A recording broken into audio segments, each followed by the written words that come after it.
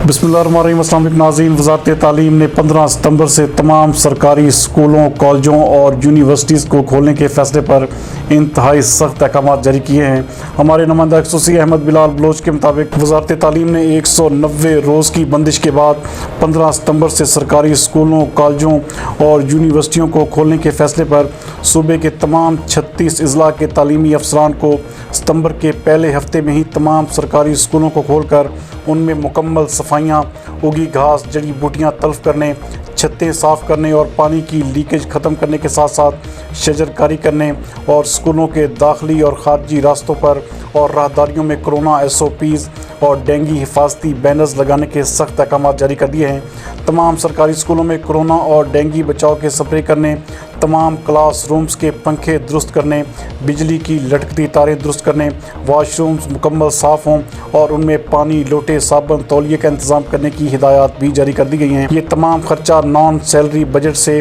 करने की इजाज़त भी दे दी गई है और स्कूलों की मुकम्मल सफाइयाँ 10 सितंबर तक मुकम्मल करके रिपोर्ट भिजवाने का हुक्म भी दे दिया गया है।